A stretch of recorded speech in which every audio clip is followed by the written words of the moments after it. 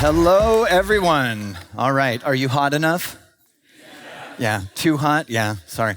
Okay, so one rule during this talk, if I have to pause and drink, you all have to say, woo! So we're gonna practice, okay, you ready?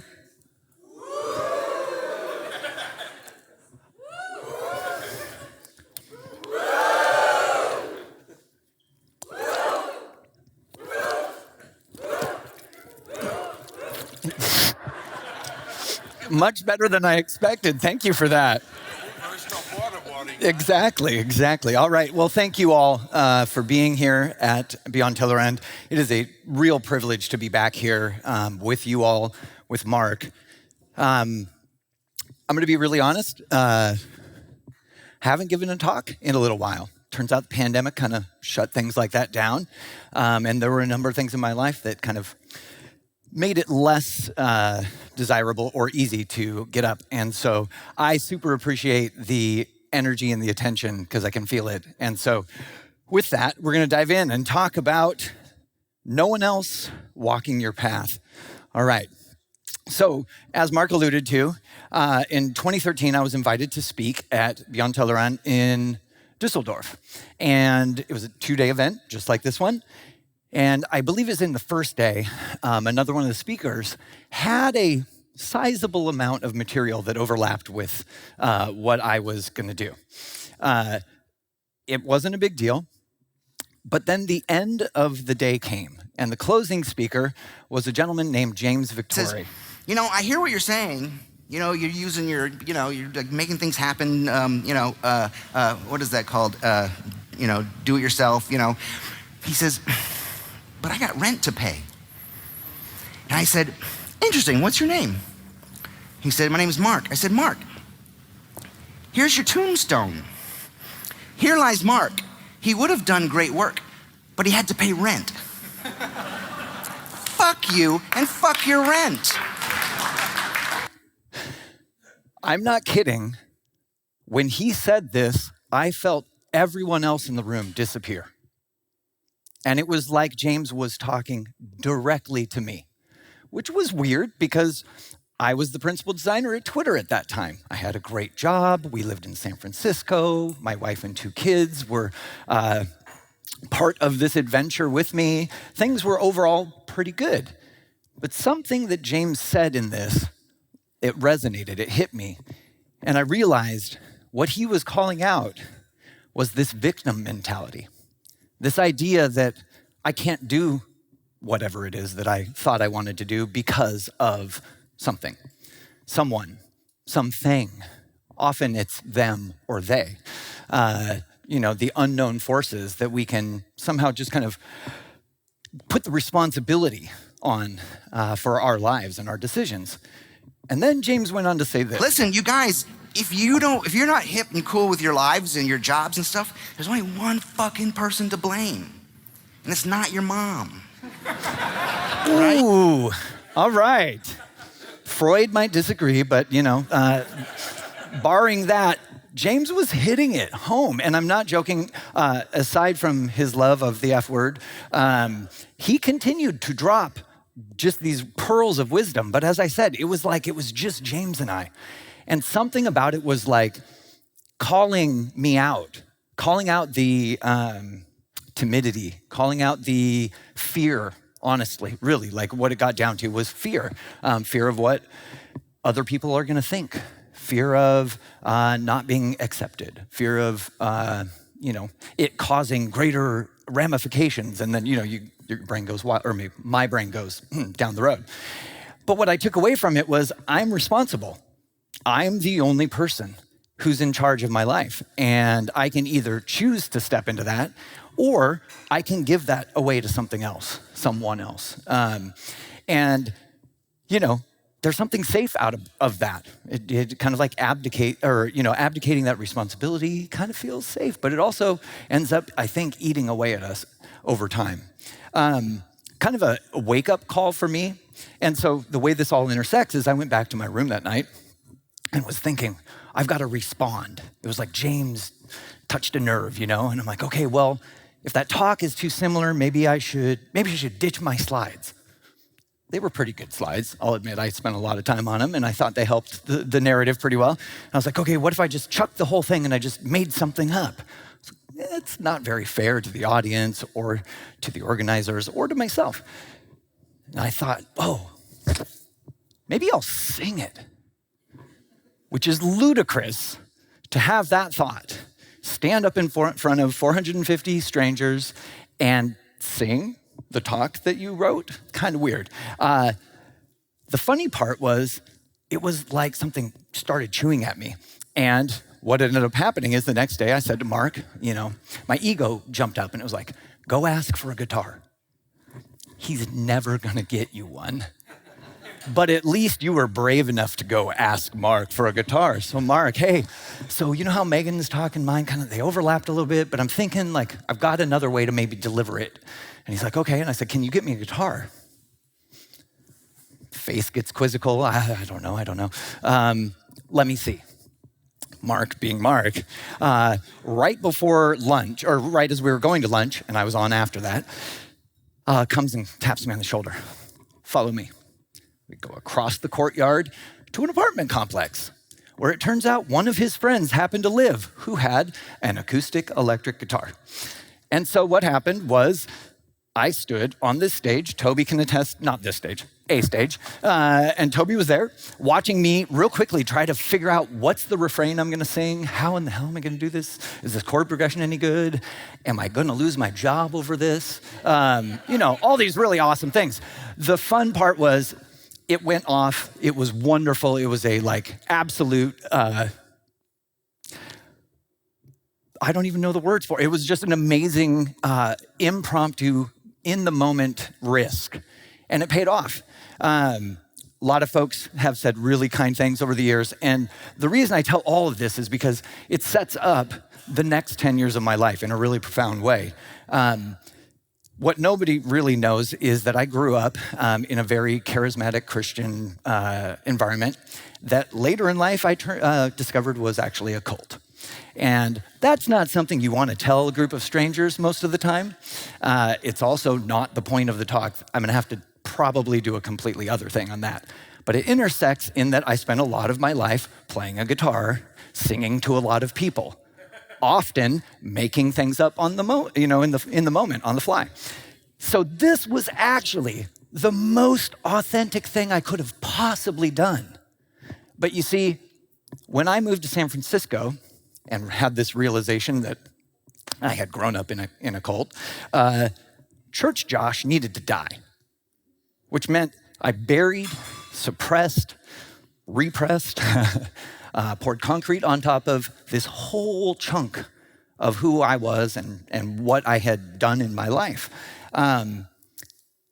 This was some part of that, which I still consider to be the me piece of all that, was poking its way through the surface of that concrete I had poured. And it really came down to this: be willing to be foolish. It's funny when I look back, I think if I'm proud of anything in that moment, it wasn't how it went. It was that I was willing to be totally foolish in front of a group of people and trust that my risk would be received, even if it ended up not being great, right? And there's something in that it hit me when I was preparing for this talk. It made me want to just say, I said yes to Mark to come talk to you guys because at the core of everything, I just want to tell you that you guys are awesome, that you're loved, that you're worthy, that whatever is going on in your life, you actually have more power than you realize. And that, I could just get off the stage at that, right now, because that's the point. That's the whole point.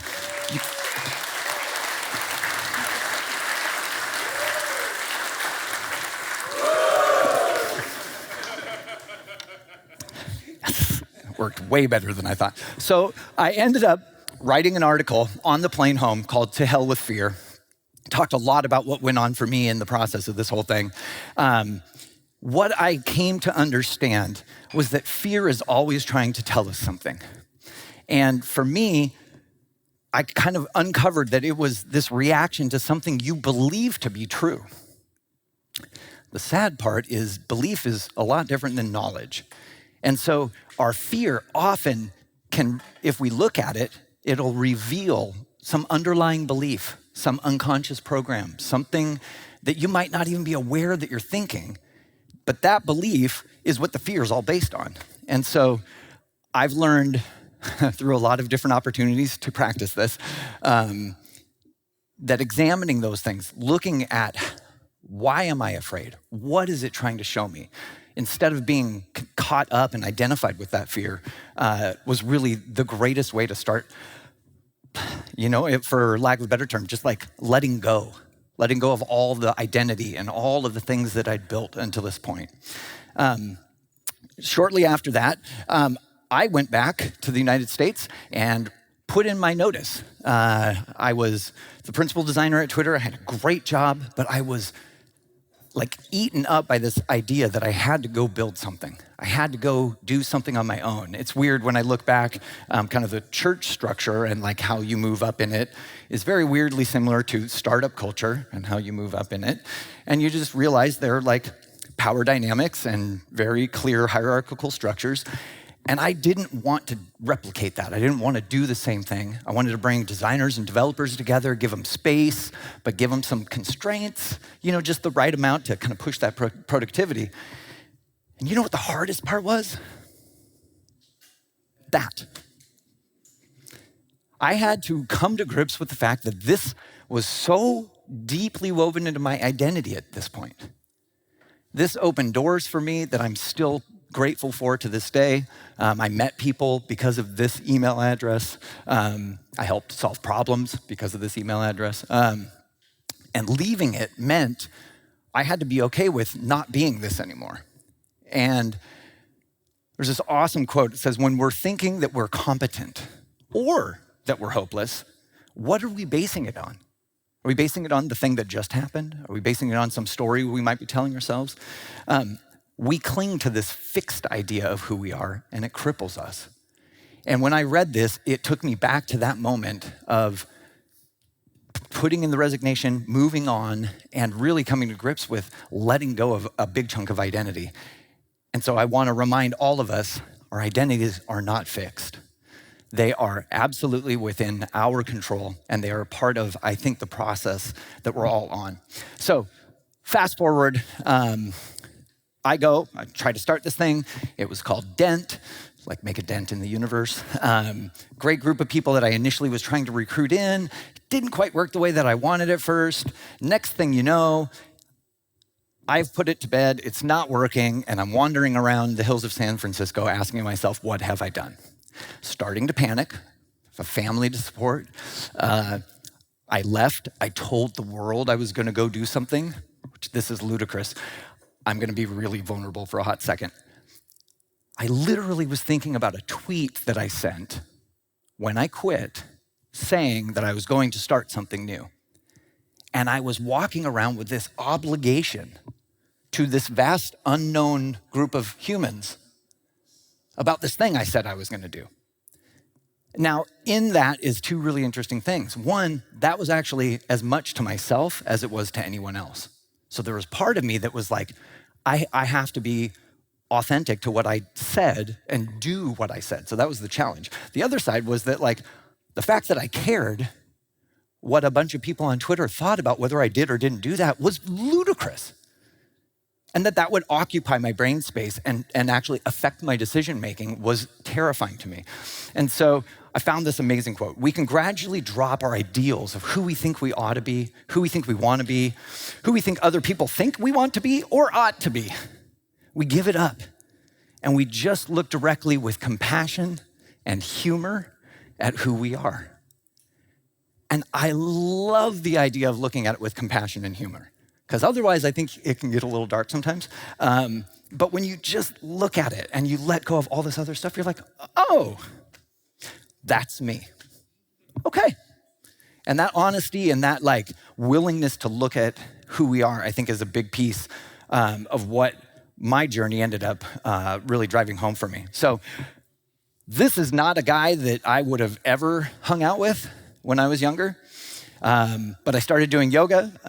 My wife bought these amazing pants that normally I would have been like hard thumbs down. But instead I was like, fuck it. Okay. What is the worst that's going to happen? Someone makes fun of my pants. Okay. And it was just like this shedding. And we had little kids at the time, and sorry, let me go back to the little kids at the time. So this is their blanket that we would eat dinner on sometimes. And it was just this moment with the kids of, okay, I'm just going to try not to be something and just be with them. This all coincides with the first investor I ever talked to about the idea, asking me to do some consulting work. His name's Michael Polanski. He's a very dear friend of mine.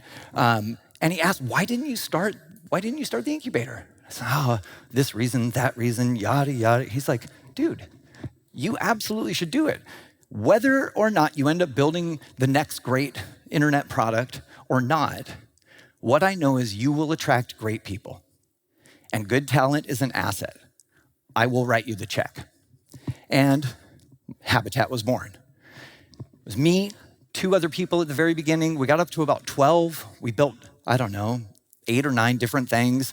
The first few of them were ideas of mine that I ended up killing off, which that was another lesson. It's not to be precious and apply the same kind of rigor to your own ideas as you would to anyone else's. But one of the companies that we spun out was called Awesome. And Awesome was one of the first early Slack bots. And actually, Slack was one of our investors. Way too far ahead of its time. We were trying to do conversational summaries and a lot of stuff that AI finally, literally in the last year, is able to do. So it was a good run, but it ended up shutting down. And the other company that spun out that I ended up becoming the CEO of was called Abstract. For those of you that don't know, it was version control software, so kind of helping teams manage all the work around the work and actually be able to collaborate together. Because at this time, Figma barely worked at all, and Sketch reigned supreme, and no one could open files at the same time. So we saw a real opportunity, and as a result, we had an amazing ride. Right around this time, we bought a cabin in the mountains, which was wild. It was 3 hours away from San Francisco, but I put this in here because this moment was critical, I think, in my long-term growth and in how I've ended up where I am today. The cabin was out in the woods. There was tons and tons of trees everywhere, this giant sequoia park about 10 minutes away from our cabin. And you can see my little family at this time. These guys are much bigger now. But this was an anchoring for me while all of this other stuff was going on. At the same time I started Abstract, I started therapy. Turns out, if you've got a lot of trauma from your childhood that you haven't acknowledged or processed, it tends to build up. And you're wondering, why am I angry?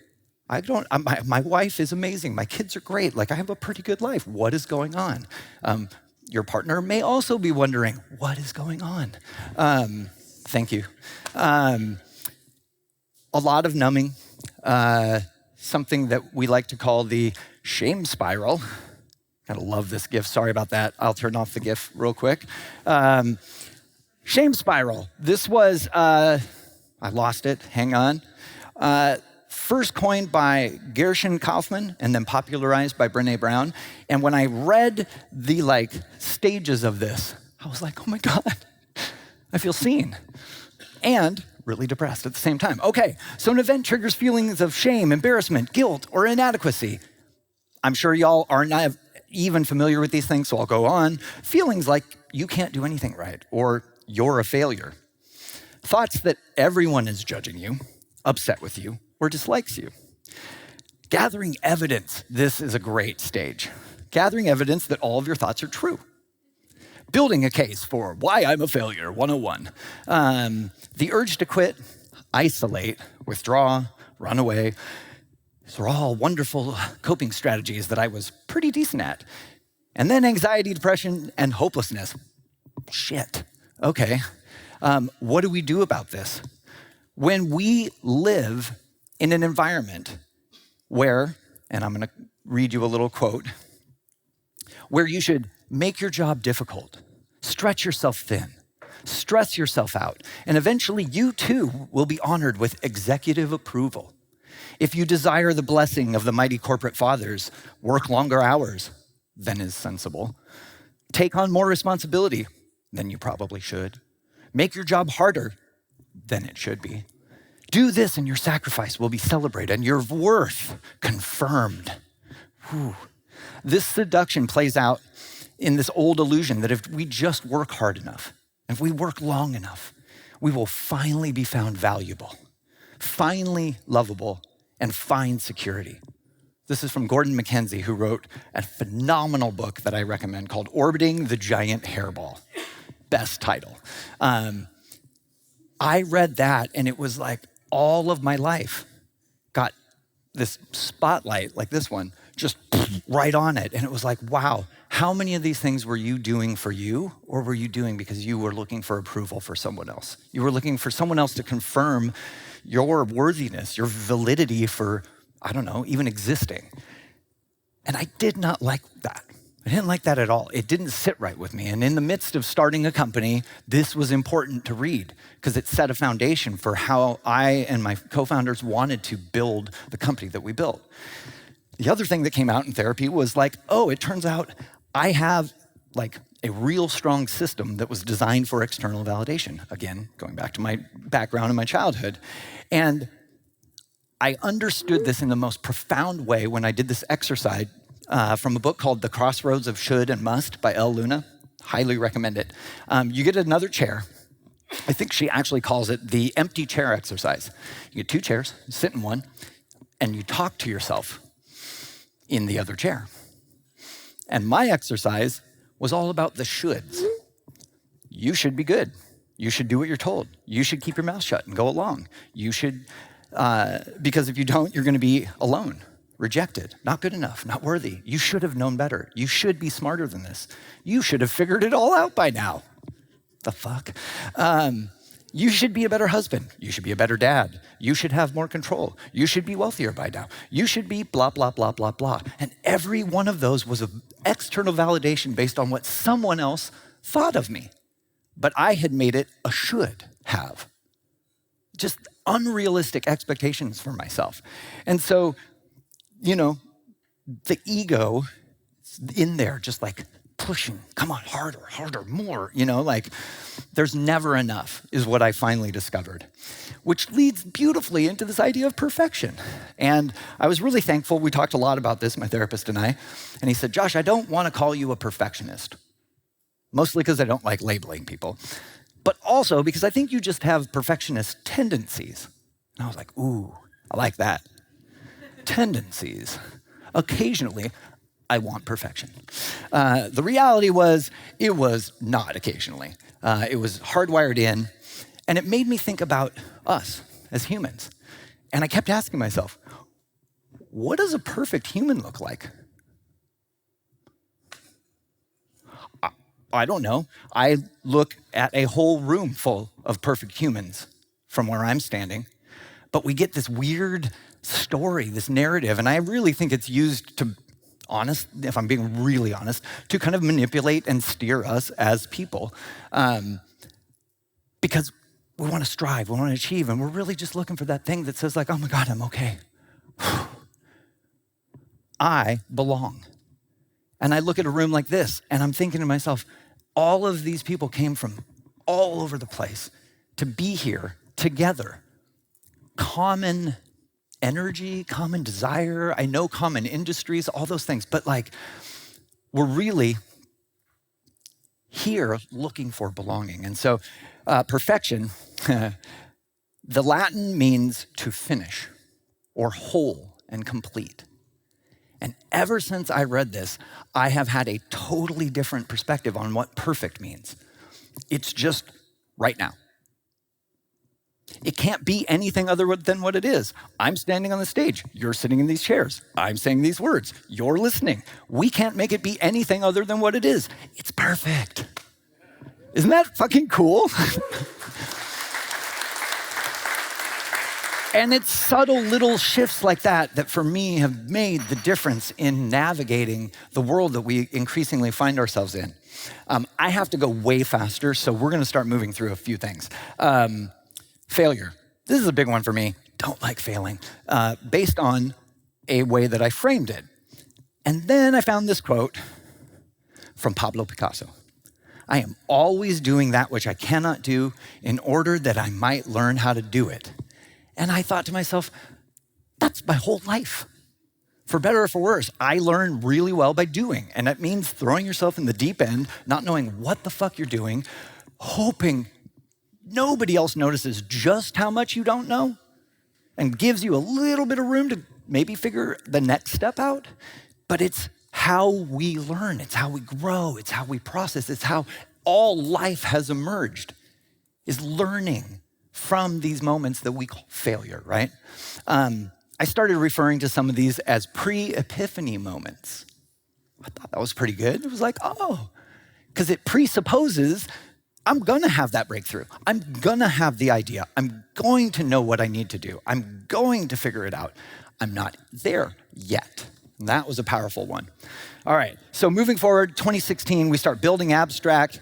Timelines are hilarious. We did not meet any of those, but it still went really well. Fast forward, it's April 2016. I go to lunch with one of my colleagues. We both get food poisoning. He's back to work the next day. I'm on the couch for a week, unable to eat anything. I lost 15 kilos. Just super unwell. Had no idea why. Every doctor was like, if you guys have ever seen a show called House MD, there was one appointment I had where my doctor said, hey, can I invite these other guys? They want to see this. I was like, hell no. I am not a House episode. Sorry. So you know what ended up happening? I started over. I cut everything out. I cut out alcohol, caffeine, sugar, gluten, dairy, fun, all of it out the door. I started meditating every single morning. I started walking to work instead of biking in San Francisco, which nearly got me killed a couple times. I started eating better. I was meditating at our cabin. Again, thank you, cabin. And through this practice, my therapist helped me understand that this was basically how I lived all the time. That kerning is very much intentional, because what I needed was this in all of my being. Not just in my brain, not just in my conversations, but in how I was operating in the world. I needed to give myself a little bit of room. And so I read this quote at the time: stress is not caused by what happens to us. It's caused by the stories we tell ourselves about what happens to us. And I had some really not awesome stories about dying and about why it was happening and all these things. And a good friend of mine named Jeff Brown sat me down one day and he showed me this coin that he had. It said Memento Mori on it. And I'd heard it before, but didn't get it. In Latin, it means remember you will die. Which, being sick and like having lost all the weight and wondering what the hell's going on, was not the most awesome thing. Until he started explaining, remember, that's gonna happen. So like, be here right now. What are you doing? Are you like passively drifting, or like, are you the one driving?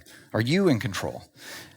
Abstract goes on, we raise a Series A, we launch, it goes crazy. We make a lot of money really fast. People want to give us more money. Team starts growing. We get the opportunity to do things like this. You're a designer. You know what it's like.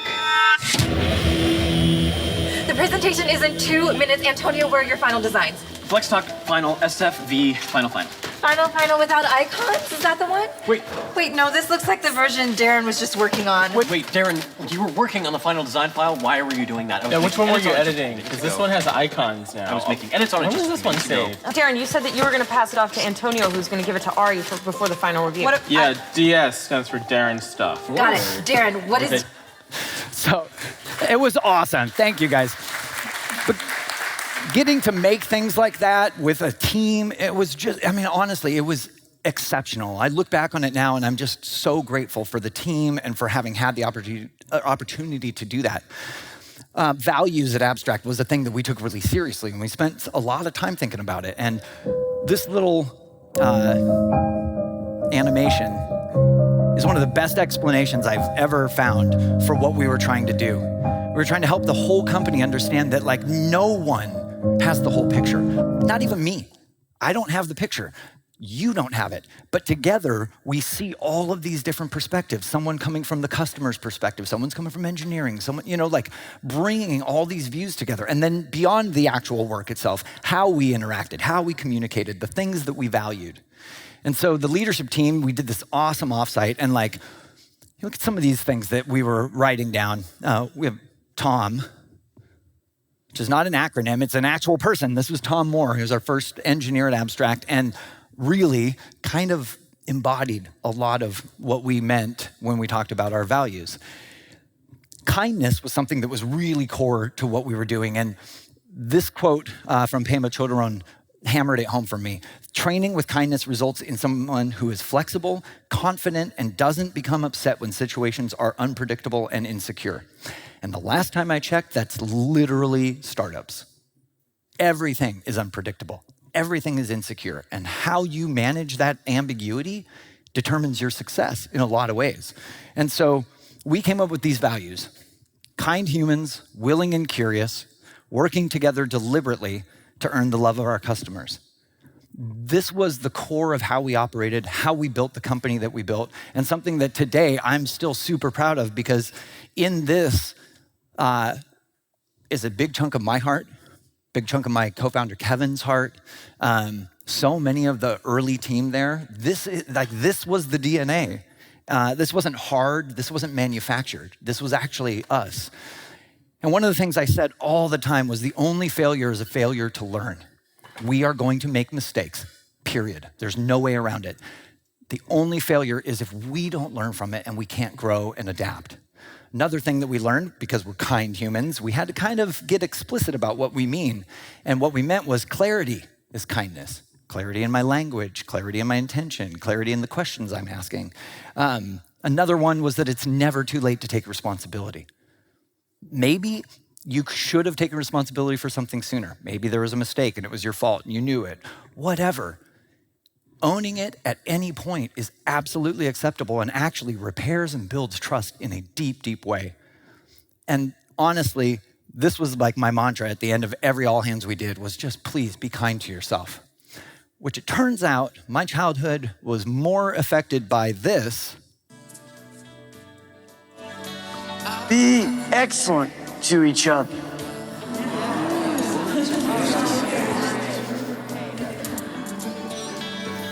Party on, dudes! Oh, that could have been better. All right. So I have to admit, be excellent to each other was like the unspoken motto at our company. What it really led to, though, was this idea of resilience and how we could build a team and build an organization that was resilient, that would plan for breakage, would plan for problems and disagreements, and would have a way to be able to absorb it and transmute it really into something productive. And it took me a while to understand where this came from for me. So childhood, Bill and Ted. The other half of that equation is this is me doing a big fat melancholy over a huge gap when I was about 15. I spent my childhood skateboarding. And if there's anything that illustrates resilience, it's skateboarding. Over and over and over. You could call this failure. You could call them mistakes. But every single time, they're learning something. Their body is making subtle adjustments. And eventually, the right combination comes together, and you land that trick. So you look at someone like this amazing young lady from Brazil. I think, if I remember right, she was maybe 8 or 9 in this video. Just absolutely killing it. Even if you don't know anything about skateboarding, watching this should just blow your mind. She's just phenomenal. Rocking it in that butterfly dress, I was like, yes, it's everything. This is her this last year, winning the gold at the X Games. Like, huge. Your time is limited, so don't waste it living someone else's life. She's not. She knew what she wanted to do. She probably knew that, like, deep down, she was born to do that, and she was gonna push herself every day to get a little bit better, a little bit better. this transitions to something for me that was really powerful. In the middle of this whole journey with abstract and all the stuff that was going on, companies growing, we have a remote team, we have international business. Music had more or less died for me. Like the singing at Beyond Tellerrand 10 years ago was like the only little moment of music since I left my former life. And all of a sudden, little drum beats would pop into my head. Little bass lines would start running around. And I thought, oh my God, is it back? Because it felt like it was dead or gone for a long time. And this became me alone in the garage. Maybe I subconsciously was channeling Toby here, but I would just play some of my own things. I would grab some loops. I would chop stuff up. I would just start making music. And honestly, it took me a long time to realize I was just making it for me. I was making it so I could hear it and I could respond to it. I was writing lyrics again for the first time in a long time. And as I've gone back and read some of these, I'm like, oh my God, I was writing to myself. This is kind of awesome.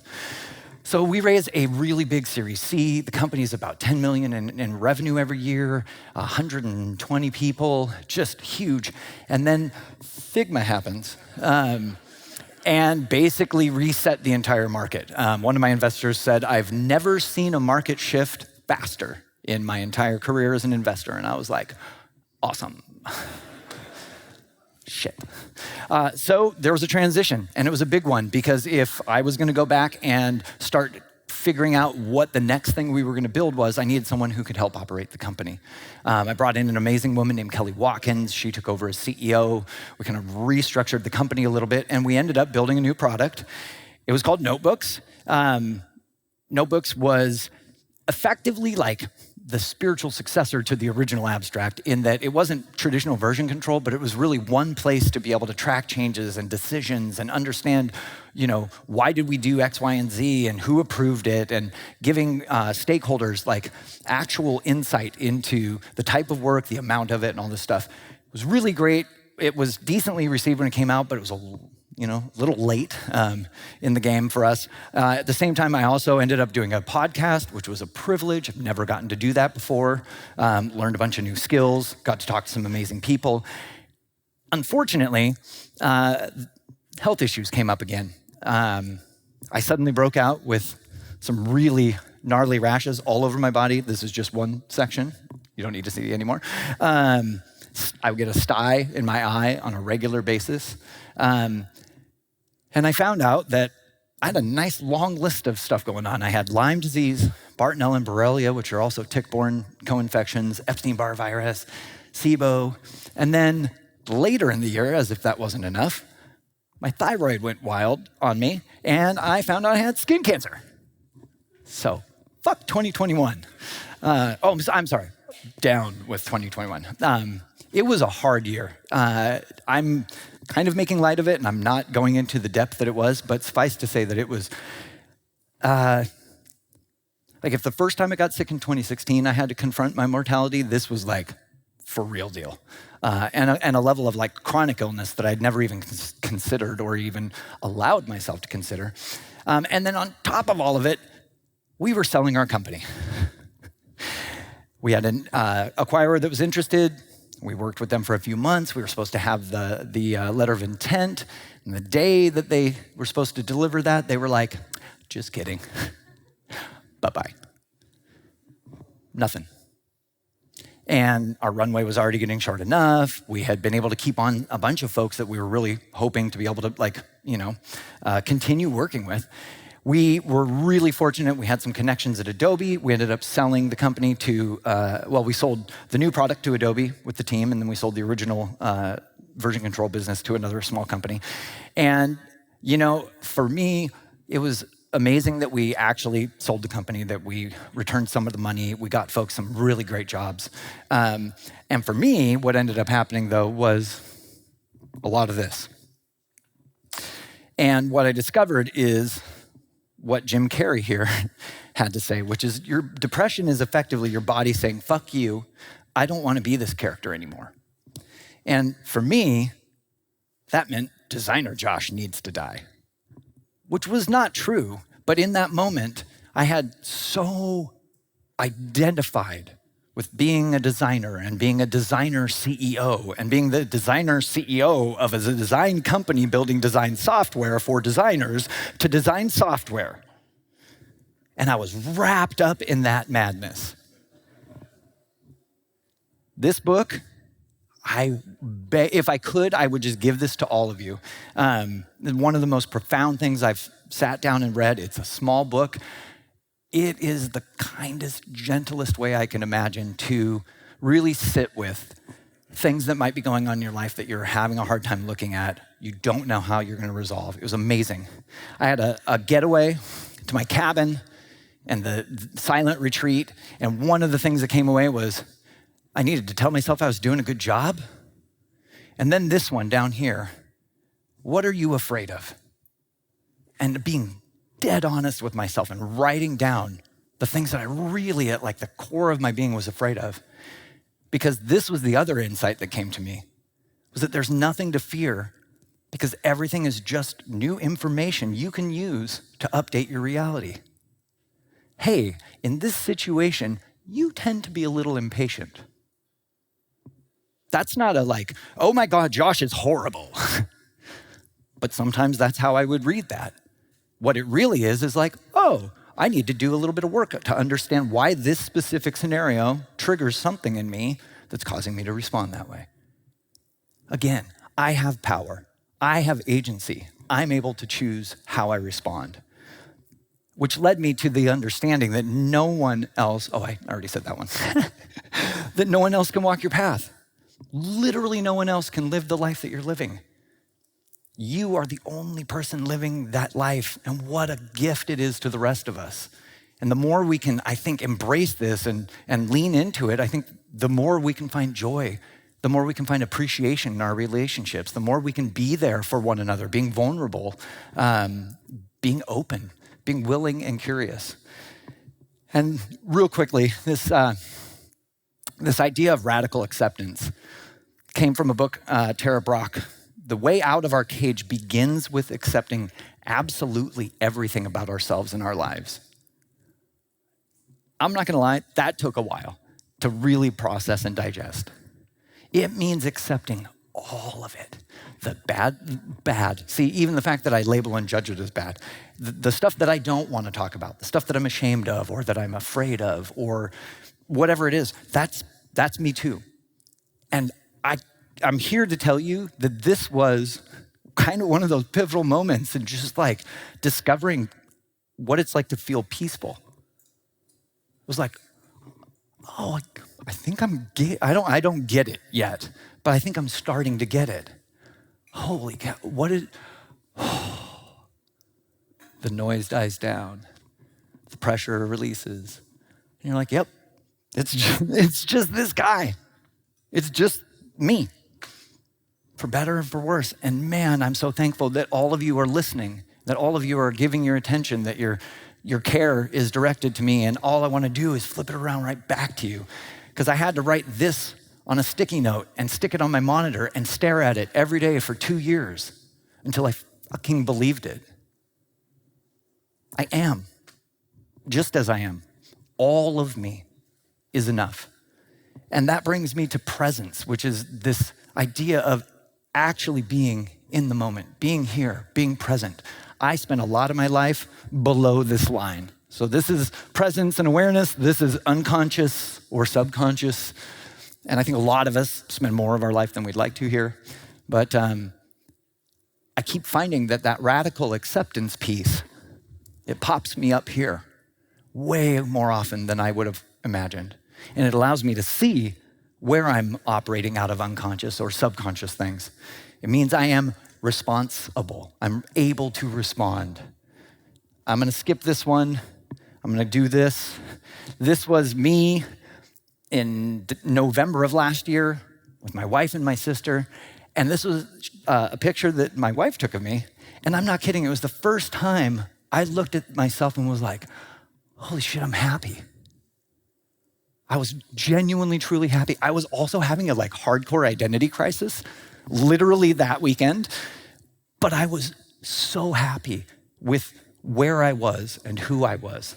And so as a way to kind of wrap this up, all right. One of the things that I alluded to was I started making music. And you guys are literally other than my family, the first people to know about this. Blissful Jedi is the name of my music project. I won't give you the whole background on it, but suffice to say, the tie-in to Star Wars was unintentional, but super fucking cool. This is a image of us being plugged into the universe. And so what I want to do is close with this.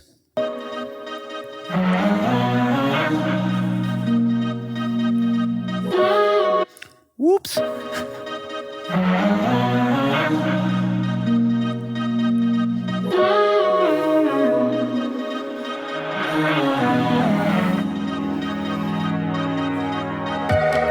Sunshine, starlight, wavelength, heartbeat in your chest, deep breath, nothing left, empty, open, hoping, expanding the desires of your heart. Where do we start? Every moment is the process, and every breath a reminder how far we've come, and no attachment to the destination. Where do I end and you begin? Why did we buy into this deception of original sin? What if all we need is within, and all we have to do is do it again? To allow the disillusion of our illusions to heal the confusion, the destructive pattern of dominance, we all need a dose of confidence. Treat each other as we'd like to be treated. That fundamental mechanic repeated will relieve the suffering. Can it be enough for me? And I see we keep clinging, holding on tight, as if there's not enough to go around. But what if abundance was like the sun? Every day it's found. How do we dismantle systems that don't want to let go? How do we rebuild religion without the mind control? A safe space for each human being to explore the depth and breadth, the magnificence of being. Each and every one born under the same sun, vibrating at a specific harmonic frequency. Harmony is what we were meant to be. Peace, light, and prosperity, interdependent like the cells in our system, like the stars in the sky, you can't miss them. This is the mission.